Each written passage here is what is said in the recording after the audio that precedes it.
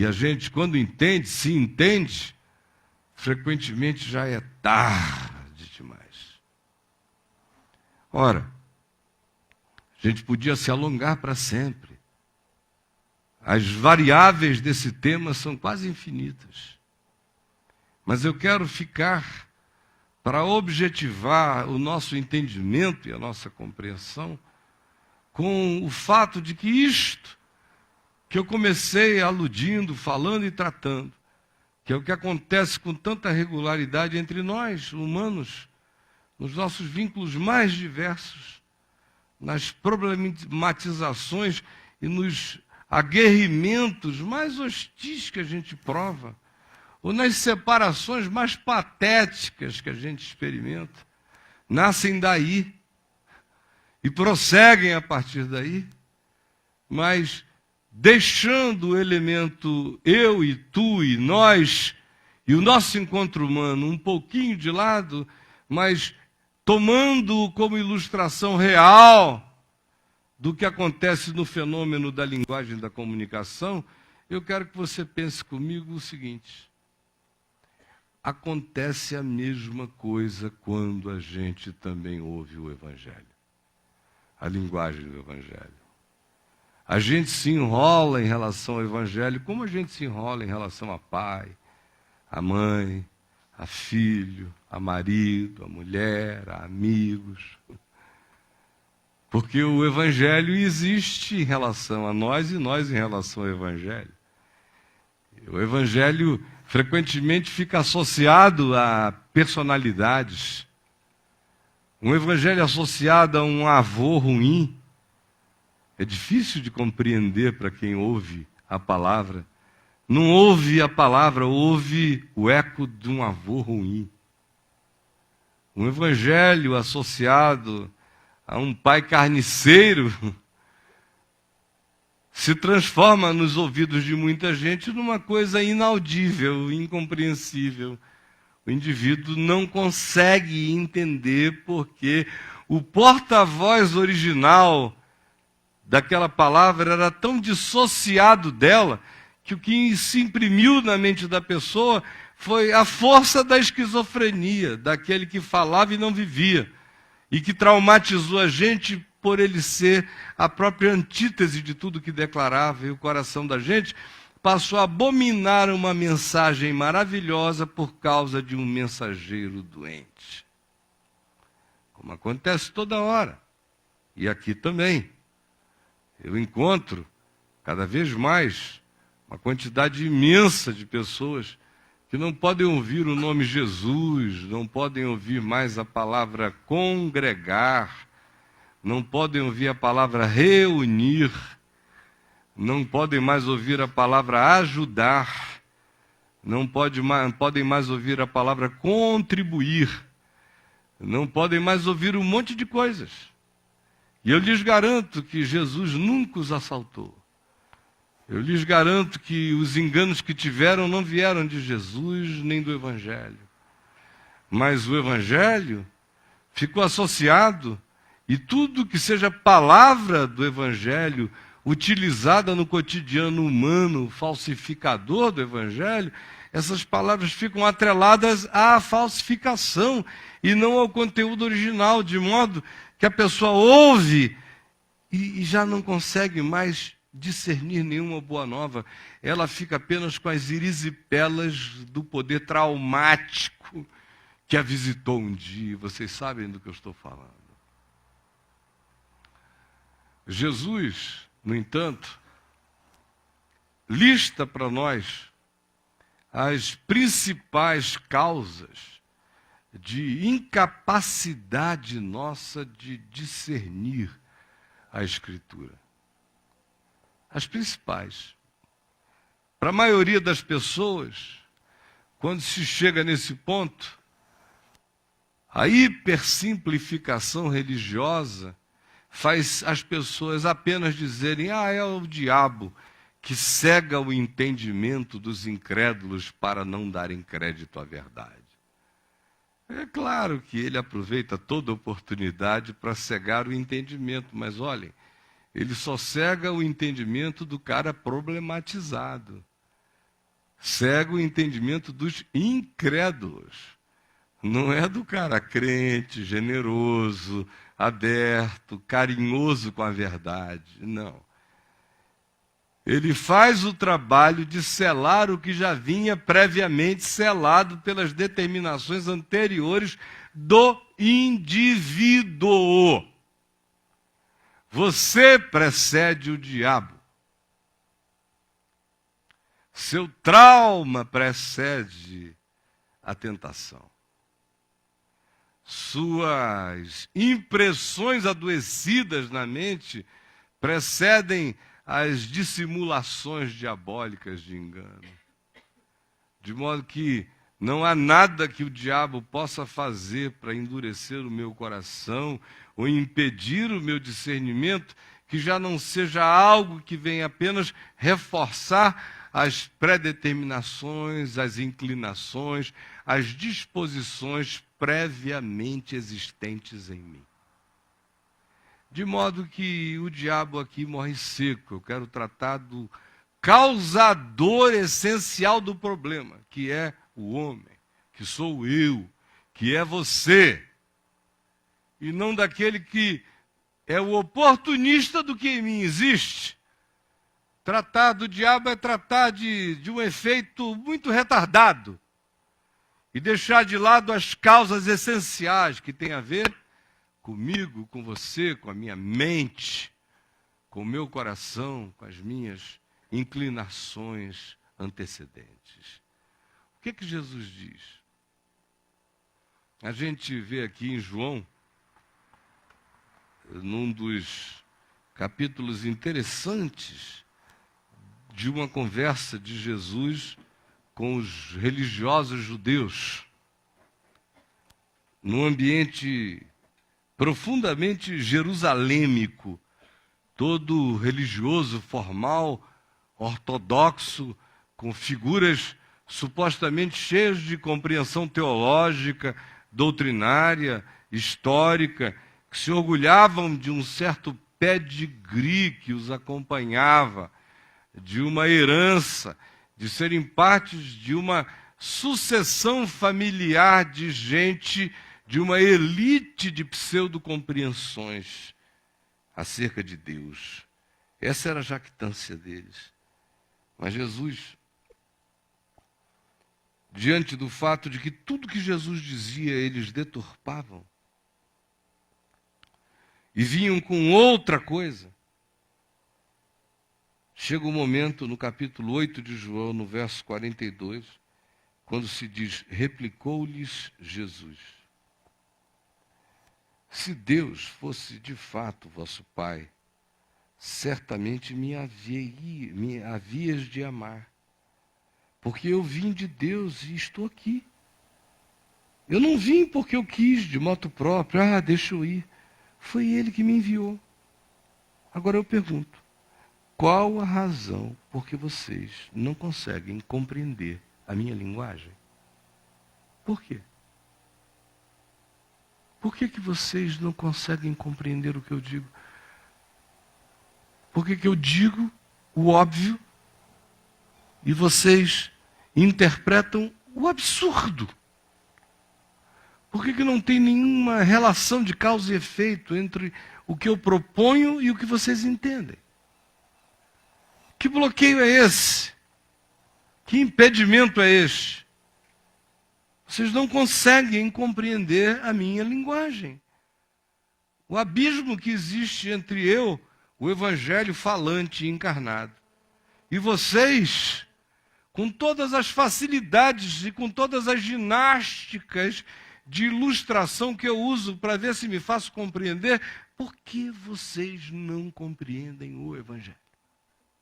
Por quê? Aí ele diz, é porque sois incapazes de ouvir a minha palavra. Incapazes. A primeira coisa que ele diz nessa lista de coisas que ele vai dizer sobre a incapacidade ou a dificuldade ou a interrupção do sentido em relação à compreensão simples da palavra, A primeira afirmação é essa: vocês sofrem de uma incapacidade essencial quando se trata de mim e do Evangelho. Sois incapazes. Aí ele diz aqui por quê? Vós sois do diabo, que é o vosso pai, e quereis satisfazer-lhe aos desejos. Vocês não conseguem me compreender por causa dessa incapacidade essencial, vinculada a uma escolha existencial, a uma escolha filosófica, a uma escolha psicológica, a uma escolha de atitude, a uma escolha de postura, a uma escolha de ser que vocês fizeram. Por isso, vocês escolheram uma determinada paternidade. Vocês resolveram se fazer filhos, como ele diz aqui, filhos do diabo, e satisfazer-lhe os desejos, dar prioridade aos desejos do diabo no coração de vocês. Aí o cara faz o sinal da cruz, graças a Deus, estou livre dessa, não frequento a magia negra, não faço isso, não arreio despacho, não faço nada disso. Não faço piquenique para demônio em esquina, com galinha, cachaça, farofa e coisas mais. Não, estou fora. Aí Jesus, que estava falando com um pessoal que nem conhecia isso, um pessoal desavuduzado por inteiro, o pessoal que era capaz de jogar pedra em vuduzice. Mas Jesus disse: vocês, aí do templo de Salomão, adoração, dos cultos contínuos, das frequências ininterruptas ao santuário, vocês são filhos do diabo. Eles já tinham dito: nós somos filhos de Abraão. Jesus disse que Abraão nada. Abraão não andava querendo matar ninguém. Abraão viu a miragem de mim nos sonhos das suas esperanças e ficou alegre. E vocês me veem encarnado e querem me matar. Vocês são filhos de Abraão? Não. Não são filhos de Abraão. Vocês não têm nenhum DNA de Abraão. Têm-no organicamente falando, mas não carregam o DNA mental, espiritual, emocional de Abraão em nada. Vocês são filhos do diabo. Porque a gente se torna filho de todo aquele a quem a gente quer satisfazer os desejos. Você se torna filho daquele a quem você quer satisfazer os desejos. Positivamente, foi isso que Jesus ensinou em Mateus, no capítulo 5, quando ele disse: se vocês amarem, se vocês perdoarem, se vocês não trouxerem mal por mal, bem por bem, se vocês abandonarem o olho por olho, dente por dente, e forem capazes de amar os inimigos e orar pelos que vos perseguem, vós vos tornareis filhos do vosso Pai Celeste, porque quereis satisfazer-lhe aos desejos. O desejo de Deus é amor, é reconciliação, é justiça, é graça, é encontro, é o derrubar das paredes da perversidade entre nós. Assim, tornamo-nos filhos de Deus, fazendo nascer sol sobre maus e bons, vir chuvas sobre justos e injustos, tratando a vida e ao próximo de maneira indiscriminada, sem fazer acepção de pessoas em relação a Deus, ao destino humano, a qualquer outra coisa, carregando sempre a esperança de que, como a bondade um dia nos visitou, a todos os demais visite também. E aí, tornar-vos-eis filhos do vosso Pai Celeste, porque estáis querendo satisfazer-lhe os desejos. Com o diabo é a mesma coisa. Que desejos? Está aqui a verdadeira magia negra. Ele foi homicida desde o princípio. Esse desejo contra o outro, contra a vida, jamais se firmou na verdade.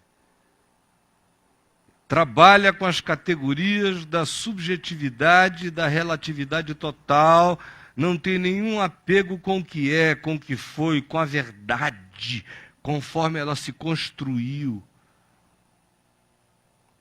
Quando ele profere a mentira, ele fala do que lhe é próprio, ele está acostumado à falsificação da existência.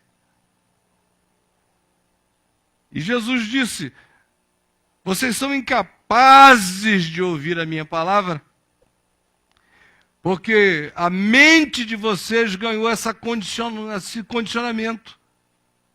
Vocês amam muito mais o que vocês chamam de minha verdade do que a verdade absoluta. Vocês amam profundamente mais, e é claro que só amam é isto mesmo, é a vontade de não pararem o fluxo das suas razões. Vocês são tão certos quanto o diabo, são tão cheios de direito quanto o diabo. Vocês são tão judiciosos quanto o diabo. Vocês são tão homicidas na judiciosidade de vocês quanto o diabo. Por isso, adotando esses sentimentos, essa atitude, essas posturas, esse olhar, dando a si mesmos tais razões, vocês se fazem filhos do diabo. Porque vocês querem satisfazer em si com esses direitos. O diabo adora a lei. Ele não vive transgredindo a lei, ele usa a lei. Usa para matar, roubar e destruir, e apedrejar, e calar, e esmagar. Ele é profundamente legal, judicioso.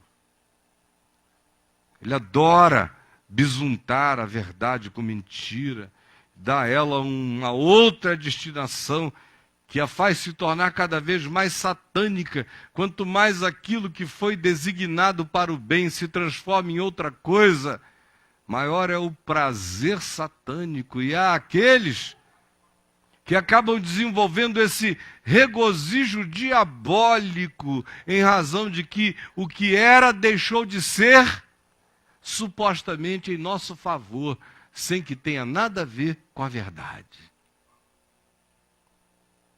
Quando esse espírito entra na gente, a gente para de entender qualquer coisa de Deus. Para. O Evangelho não vai mais nos alcançar. Quando esse desejar, quando essa satisfação egolátrica, quando a construção contra a realidade que a gente faça prevalece e esmaga os fatos, e a gente encontra o regozijo dos vitoriosos em tal mentira, pode ter certeza, tornamo-nos filhos do diabo, incapazes de entender o Evangelho. Incapazes. Me diga quais são as coisas que você busca satisfazer no seu coração, e eu direi se você é capaz de entender o Evangelho ou não. Me diga quais são os temas da sua prioridade, quais são as suas buscas fixadas, quais são os seus objetivos fantasiosos, quais são as manipulações, as seduções, as dissimulações às quais você está disposto, e eu direi se existe chance de você entender o Evangelho ou não. Porque se o coração deliberadamente assim existe, não haverá lugar para nenhuma compreensão real do Evangelho em nós. E aí Jesus diz: sois incapazes de entender a minha palavra. Essa é uma situação, e esse é um dos estados mais dramáticos. É uma posição na qual, em nome de Jesus, fujamos dela. De ficarmos nesse estado de incapacidade de discernir Deus. Porque o nosso coração cultua outros desejos. Cultua os desejos antagônicos à vida, antagônicos à sabedoria, antagônicos à sensatez, antagônicos ao bom senso, antagônicos ao perdão, antagônicos ao amor, antagônicos à graça. Quanto mais eu me coloco na rota do antagonismo em relação à simplicidade revelada do que Deus chama bem, evangelho e bom para o homem, mais entupido eu me tornarei e mais incapacitado eu ficarei em relação a discernir qualquer que seja o bem do evangelho de Deus para a minha vida. Nós aqui, qualquer pessoa na terra inteira, esse é um fenômeno universal, que passa de geração após geração. E quem não faz outra coisa na vida, a não ser anunciar o evangelho, com algum tipo de acuidade, sensibilidade para discernir pessoas, logo depois de um tempo você começa a ver, pelos prazeres que animam, prioritariamente, hedonicamente, os desejos de um coração, a gente sabe quais as chances que o evangelho tem naquele interior, tendo qualquer outra chance, uma chance positiva apenas se houver um milagre arrebentador no coração da pessoa. Do contrário, se a natureza seguir aquele curso, o evangelho estará sempre em estado de incompreensão e a pessoa sempre incapacitada por si mesma, por uma autodeterminação latente e frequentemente até inconsciente, plantada no ser, enrijecendo a sensibilidade e impedindo o indivíduo de entender para a vida. Porque o coração cultua aos desejos que ele quer satisfazer contra o sentido da vida revelado no Evangelho. Jesus vai adiante e ele nos fala de outras condições dessa mesma natureza de impedimento da gente de entender. Aqui em Marcos, quando a gente lê no capítulo 8, depois da segunda multiplicação de pães, lembram? Houve a primeira, depois houve a segunda. Os discípulos já deviam estar ficando assim meio acostumados, né, com esse negócio de multiplicação de pães. Tinha tido uma, já estava virando a padaria da Galileia. Panificadora Galileia. Aí, pão. Já tinham tido duas experiências. Já tinha discípulos, Judas, por exemplo, que era um cara meio barro, meio tijolo, já podia estar dizendo, vamos abrir uma franquia, né? A gente abre por aí, olha só. Bota um pãozinho lá e o Senhor abençoa o mar inteiro da Galileia, vai ter pão brotando de tudo que é franquia. Aí estamos ter a panificadora universal do reino de Deus. Isso é uma maravilha. Então, era a segunda multiplicação dos pães. E aí Jesus diz a eles, olha, reúnam aí os pães, vamos tudo, porque acabou a multiplicação dos pães. Vamos atravessar o mar da Galileia para o outro lado. Embarquem comigo. E eles então embarcaram, diz o verso 13 do capítulo 8, e foram para o outro lado. 12, 15 quilômetros de alguma travessia. Ora, aconteceu que eles se esqueceram de levar pães. Eu acho essas ironias do Evangelho maravilhosas. Os caras estão vindo da multiplicação de pães, vão atravessar para o outro lado, entram no barco, eles podem entrar, vamos lá, minha gente. Entraram, quando chegaram lá, estão remando, a 2 quilômetros. Ih! Rapaz! Tá com fome, João? Pô, bateu um ronco aqui agora. Deu assim um trovão, um Boanerges no meu estômago. Tem pão? Alguém diz, Jesus. Ai, Jesus, esquecemos o pão. Ai, não tem pão. E agora, Senhor? Você veja como crente é tudo igual. Não muda o negócio, não muda. É uma coisa, meu Deus, é um karma. Ai, e agora, Jesus? Aí Jesus disse, Pai, se possível, passa de mim este cálice. Eu vou te dizer, é desesperador, é agonizante. Aí, eles dizem, só tem um pão. E nós somos 13. Aí Jesus diz, além de tudo, é uma burrice matemática louca. Porque se a gente estava do lado de lá, e do lado de lá foram 7 pães na última multiplicação, que atenderam a 4.000. Ora, se 7 pães atenderam 4.000, um pão para 13, vai afundar o barco. Se houver a multiplicação na mesma proporção, tem que trazer o Titanic para cá. Mas esse pessoal, nem em relação a matemáticas de milagre, eles pensam que quem pode o mais, pode o menos. Não, é um bloqueio, para tudo, frisa. Frisa. Se Deus está presente, eu não penso. Se Deus está presente, eu não filosofo. Se Deus está presente, eu não faço contas. Vocês conhecem essas lógicas, né? Se Deus está presente, eu não resolvo o problema, eu não divido um pão com 13, eu só digo, Jesus! Ai, Senhor, é tudo igual, é a mesma coisa. Aí Jesus disse, deixa eu dar um elementozinho reflexivo para essas topeiras do meu amor. E disse, vede, guardai-vos do fermento dos fariseus e do fermento de Herodes. Fermento, porque é com fermento que a gente faz o pão crescer, né?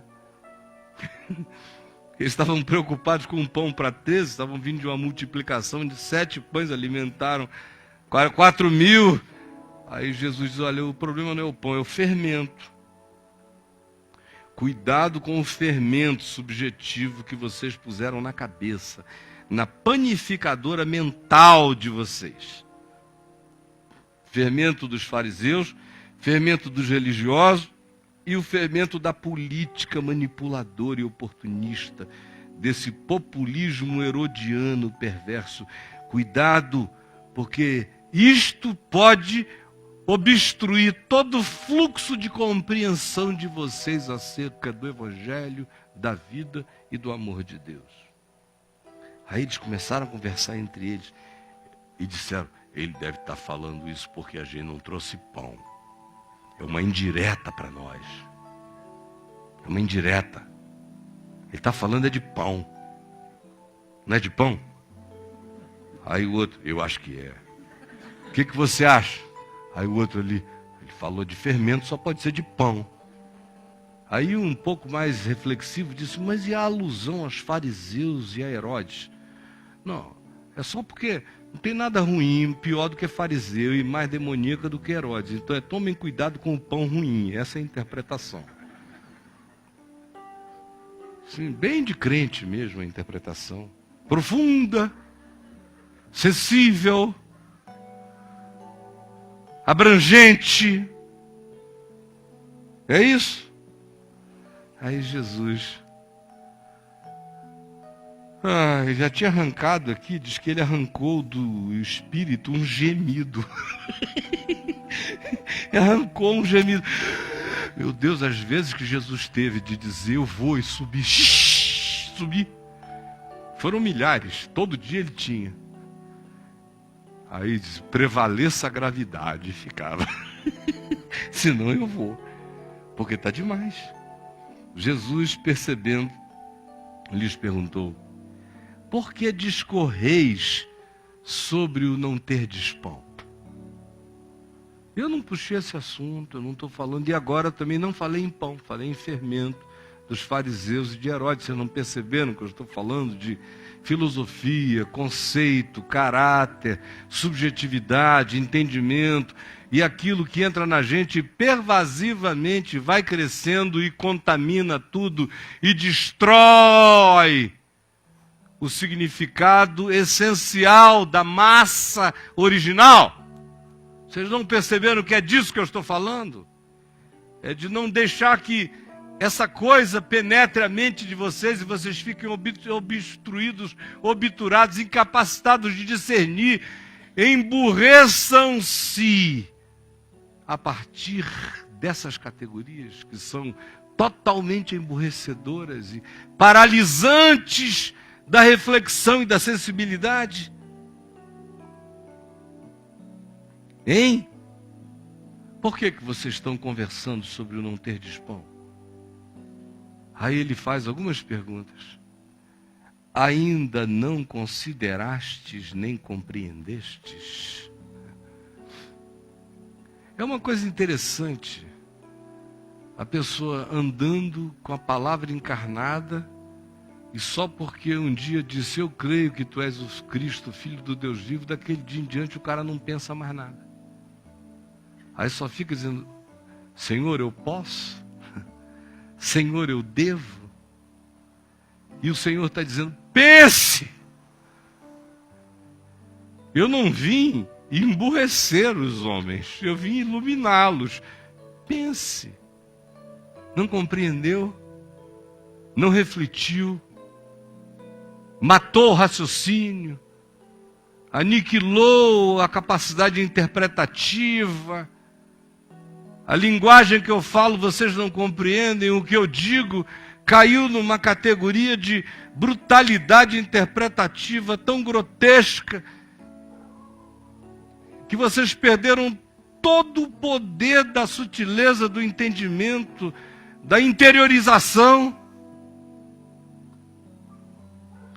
Não considerastes, não compreendestes, ou tendes o coração endurecido? Tendo olhos, não vedes? Tendo ouvido, não ouvis? Não vos lembrais, não tendes memória? Não vos lembrais do passado, de quando parti os 5 pães para os 5.000, quantos cestos cheios de pedaços recolhestes? Eles lembravam dos cestos, disseram 12, 12, 12. E de agora, de onde a gente está vindo? Quando parti os 7 pães para os 4.000, quantos cestos cheios de pedaços recolhestes? E eles, 7, 7, 7. Ao que Jesus lhe disse, não compreendeis ainda. Compreensão, entendimento do que está acontecendo, do que Deus está fazendo, do que o Evangelho está propondo. Acontece frequentemente essa incapacidade, esse impedimento dentro de nós, por essa loucura de pensarmos que se Jesus, se Deus está na vida da gente, a gente não precisa mais pensar. Olha que aqui ainda não tinha bispo, não tinha missionário, só mares, não tinha ninguém para interpretar a Bíblia truncadamente para você. Estavam com Jesus, mas a idiotice humana é extraordinária. Basta o cara entrar numa e dizer, Deus está conosco, para daquele dia em diante cessarem os processos mentais. É Deus aparentemente contra a imagem de Deus em nós. A imagem de Deus em mim me faz ser criativo, me faz ser reflexivo, me faz ter entendimento, me faz sábio, me faz compreender, me faz ler não só o que é óbvio, mas o que não é, não só o que foi falado, mas também o que foi dito, Não só o que foi verbalizado, mas o que se transformou em muitas formas de linguagem.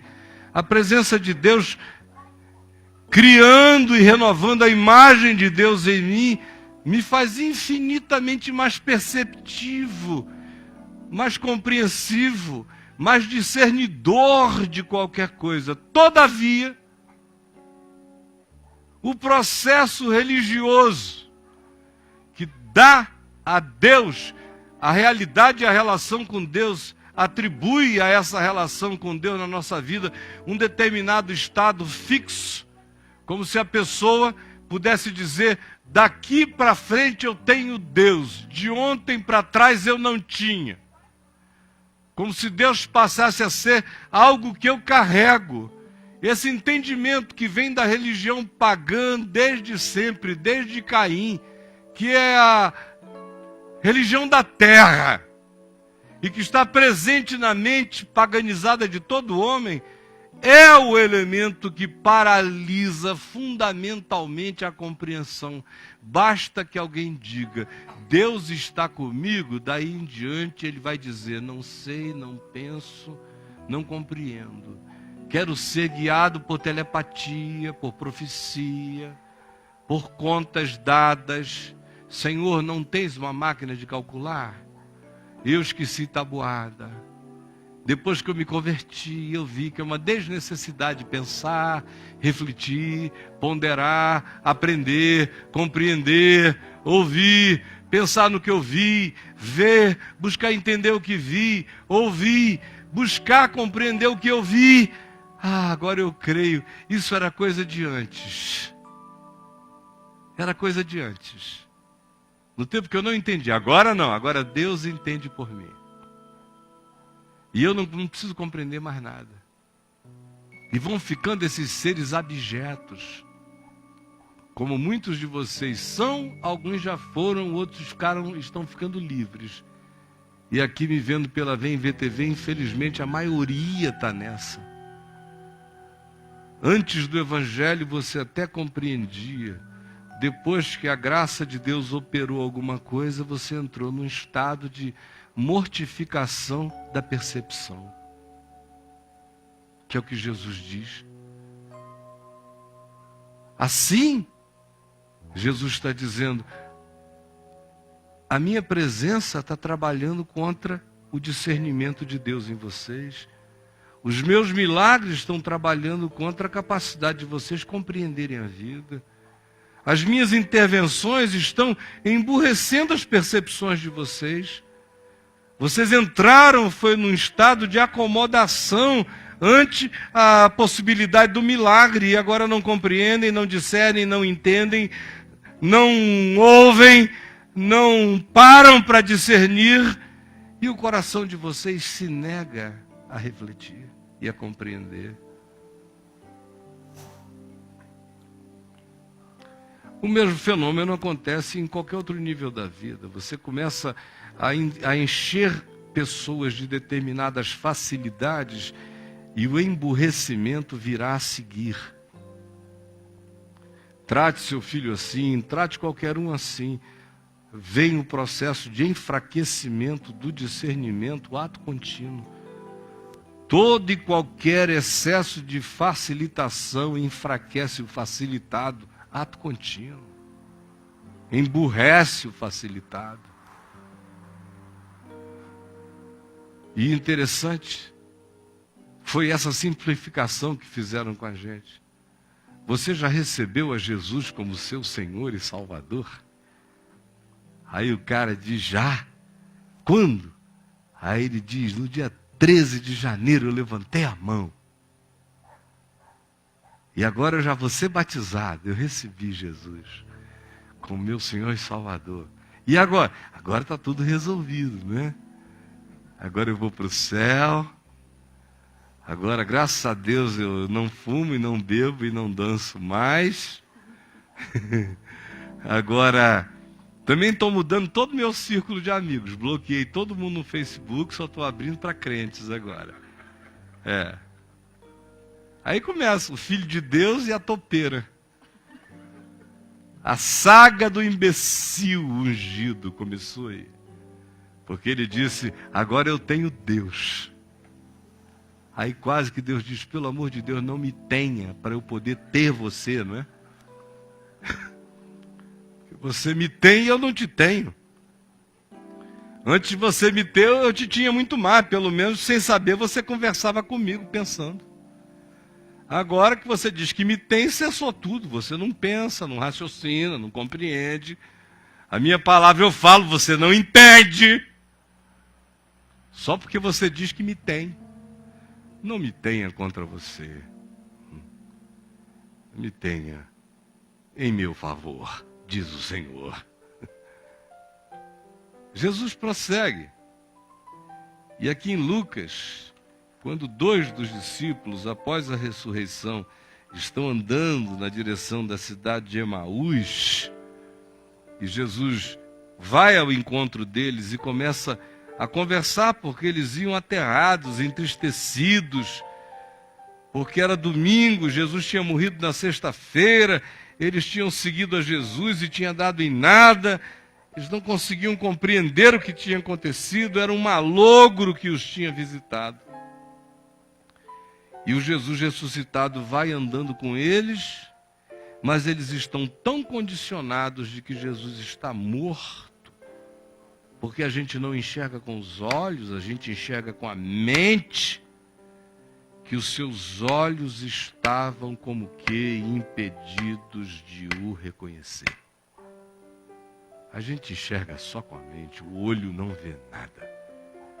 A gente enxerga com estado mental. A gente enxerga com a decisão do espírito. Eles não podiam vê-lo como ele. Conversavam com ele, dialogavam, discutiam, pararam entristecidos quando Jesus os interpelou acerca daquele espírito desesperançado que estava presente nos seus corações.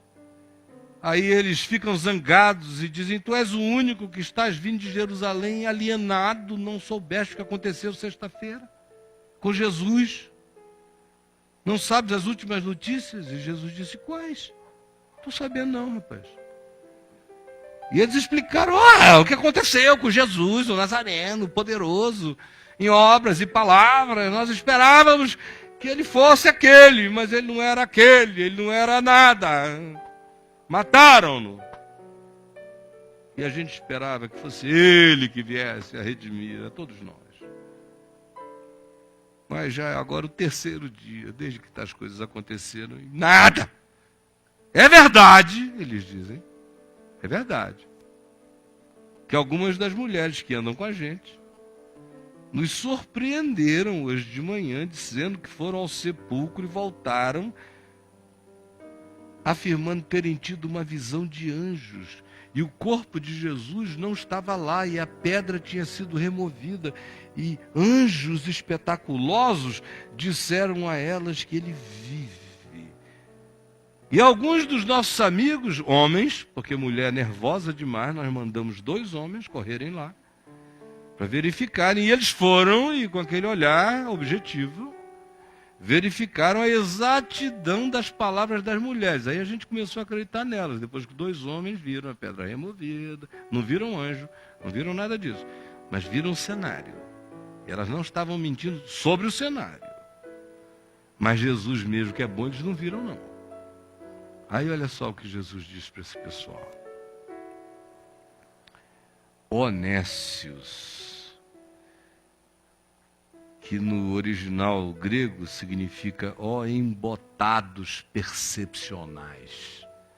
Ó nécios. É o cara em quem os sentidos ficaram embrutecidos. A percepção entupiu. Entupidos. Ó entupidos. É muito fácil a gente se entupir, gente. A maioria de nós é totalmente entupido. Por convicções equivocadas, por decisões anteriores, por traumas cultuados, por frustrações aduladas. A gente vai se entupindo. A mente vai criando pré-compreensões, condicionamentos mentais e a gente não entende mais. Tudo vai ficando tão encrustado, tão fixado, tão engessado, tão objetivamente produzido exclusivamente pela projeção do meu olhar aprisionado a uma determinada condição mental, que tudo mais deixa de existir, só existe o que eu projetei da minha mente para fora. E aí Jesus diz, ó tardos de coração, que aqueles caras que eu disse no início que estão vivendo ontem, esses aqui estavam no domingo, mas vivendo sexta-feira ainda. Era só a crucificação diante deles, Jesus morrendo. Todas as notícias trazidas não contaram. Tardos, atrasados. Há quantos anos atrás você está vivendo, meu irmão? Você poderia me responder isso? Há quantas semanas atrás você está vivendo? O dia de hoje para você é que semana emocional da sua vida ainda? Ou que ano emocional? Todo dia eu atendo pessoas com 50 anos de idade que estão vivendo o ano 29 da idade etária. Foi o tempo do trauma, que o pai deixou, o irmão abusou, o marido bateu, o noivo roubou e sumiu. E o cara ficou tardo de coração para sempre. Tem gente que vai morrer fixada lá atrás. E ele está dizendo, vocês são gente da sexta-feira da calamidade. E hoje é o domingo da ressurreição, seus atrasados. Olha como tudo é totalmente subjetivo, como a história, como a cronologia importa tão pouco para a gente, como nós, que somos sobretudo os filhos da nossa subjetividade magoada, machucada e ferida. Tem pouca gente hoje vivendo aqui o dia de hoje. Eu já vi no olhar de alguns de vocês que alguns estavam dizendo, meu Deus, eu estou lá atrás. Eu vi. Não me façam fazer você saber que eu vi. Senão eu posso dizer, levanta aí. Levanta aí, porque eu vi.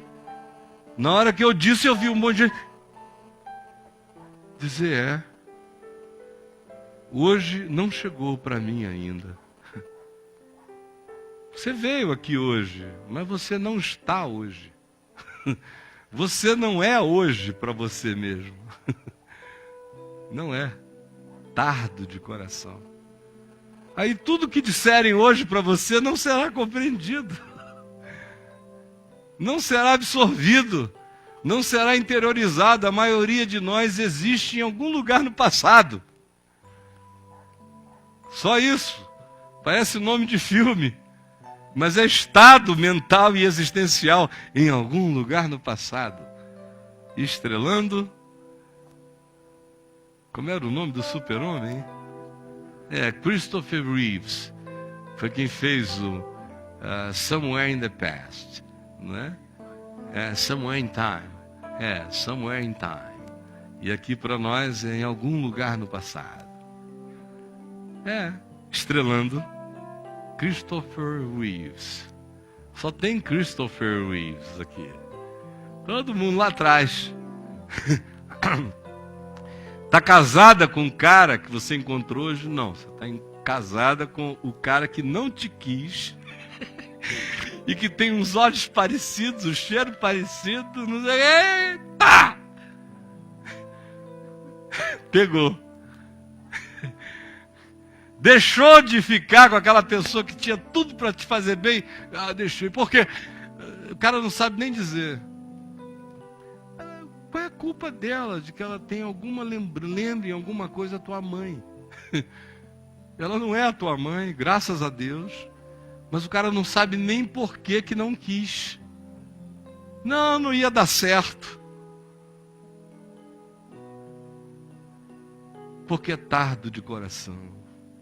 Tem muito pouca gente com o coração atualizado, tem muito pouca gente vivendo hoje no hoje, para compreender o hoje, o que Deus diz hoje, a oportunidade de hoje, porque a maioria de nós é tardo e atrasado. A gente se relaciona com os nossos fantasmas, a gente traz o corpo para a data registrada como hoje, mas a maioria de nós não habita, não faz a data no espaço-tempo coincidir com a datação emocional e psicológica do nosso ser. E quanto mais houver distância entre o dia chamado hoje e o momento do meu coração, aonde eu me fixei, onde eu me atrasei, aonde eu fiquei, menos capacidade eu terei de qualquer compreensão do que existe à minha volta. Não vou compreender, não vou enxergar, não vou discernir. E Jesus prossegue e diz: vocês não compreenderam absolutamente nada, porque vocês não vivem pela fé, não são capazes de crer na palavra. É a palavra que atualiza o dia chamado hoje em mim, para eu não ficar preso às fantasmagorias dos meus traumas, das minhas amarguras, das minhas frustrações ou fixações frustradas, para que eu não machuque o dia de hoje com as dores de um ontem que não é.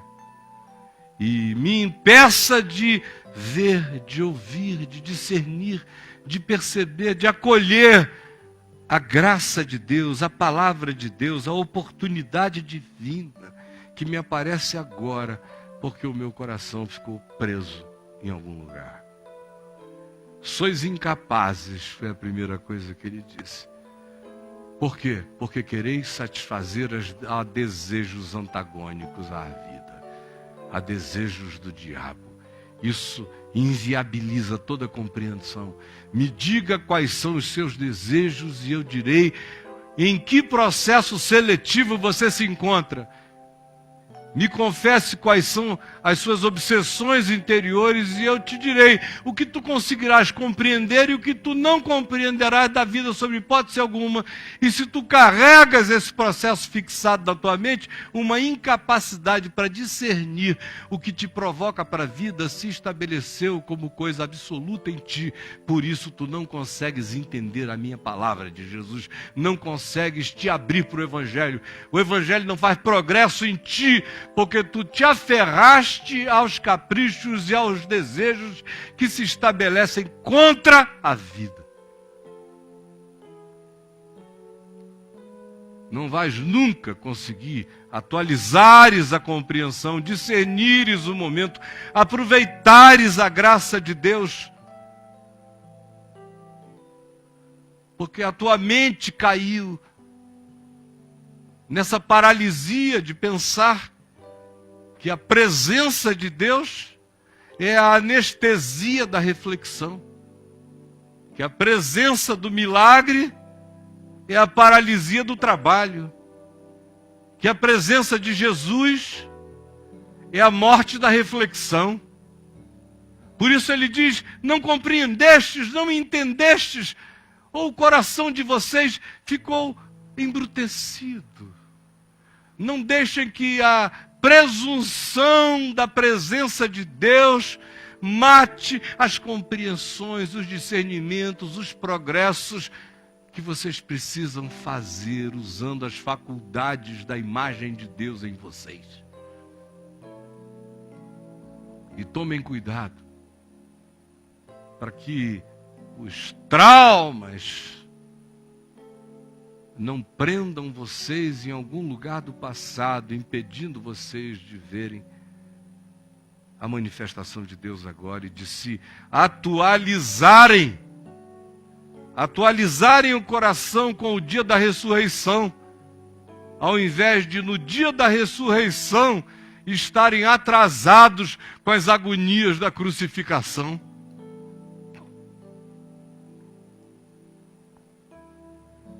Meus irmãos, qualquer um de vocês aqui, ou em qualquer lugar da terra, que pegue o que eu acabei de dizer, leve para uma aula de filosofia, para um professor de epistemologia, para qualquer lugar, e diga, olha, ele não estava dando nenhuma aula de epistemologia, só estava falando do Evangelho. Ele vai dizer, todavia, a teoria do conhecimento que ele está apresentando e os bloqueios impeditivos são perfeitos do ponto de vista de qualquer fenomenologia. E eu não tive que ler isso em lugar nenhum. Brota do Evangelho. Quem está dizendo isso é Jesus. É Jesus. E quando a gente não entende o amor de Deus assim, dizer Jesus está no meu barco e agora tudo vai muito bem, é a coisa mais mentirosa do mundo. Porque é Jesus comigo contra mim. Porque sou eu, ao invés de crescer, fazendo as contas da burrice, fechando os olhos para aquilo que a luz de Deus ilumina melhor, fechando os ouvidos para aquilo que a presença de Deus esclareceria mais, e atrelando o meu coração a fantasmagorias traumáticas que deveriam morrer, porque neste dia, chamado hoje, é dia de vida, de graça, de compreensão e de ressurreição. Vocês conseguiram entender a minha linguagem? Eu estou perguntando é da minha, do que eu disse. Teve alguma clareza? Ajudou de algum modo? Fez valer a pena sair de casa, vir até aqui? Vai devolver você à vida com olhos mais abertos, com ouvidos mais perceptivos, sem medo de discernir linguagens, energias, percepções? E mais, ajudou você a saber que você só acolhe aquilo em relação a que você esteja aberto para acolher? Porque se você estiver com o coração fixado em algum desejo obstinado, nem Jesus falando com o hálito para ser aspirado pelas suas narinas, você vai conseguir entender o que ele está dizendo. Porque quereis satisfazer os desejos perversos. Quer compreender? Tira a perversidade do coração, a fixação, os dogmas de qualquer natureza, dos eróticos aos religiosos, tire e venha aberto. Lave e limpe o coração do passado, dos traumas, não fique tardo, não fique atrasado. Não tenha medo de pensar, não tenha medo de refletir, não tenha medo de compreender. E não ache que a presença de Deus é um anestésico para o seu desenvolvimento mental, espiritual e emocional. Ao contrário, toda a provocação dele é pense, reflita, considere, não fique para trás, não se atrase, vem para hoje, abraça a possibilidade, não fecha a mente por causa das fantasmagorias do passado. Por que eu estou dizendo isso? Só para concluir. Porque todo dia eu vejo que as razões pelas quais a gente não compreende nada tem a ver exclusivamente com essas simples coisas que eu acabei de apresentar. E dessas todas, as duas mais fortes, psicológica e espiritualmente falando, são querer satisfazer os desejos e caprichos contra a vida, que é satisfazer aos desejos do diabo. Isso bloqueia toda a compreensão. Você pode ser o que você quiser, ter o QI que tiver. Se você viver para fixação de atender prioritariamente esses desejos, você está entupido definitivamente. E a segunda coisa, que é horrorosa quanto a nos impedir, é ficarmos nessa conjugalidade com os fantasmas do passado, com o coração atrasado, sem abraçarmos a graça de Deus nesse dia chamado hoje. Do contrário, a gente ouve a voz de Deus hoje, mas o que prevalece são os ecos das fantasmagorias, dos nossos traumas, das nossas memórias, dos nossos apegos mórbidos, dos quais a gente tem que se desfazer agora, em nome de Jesus. Amém.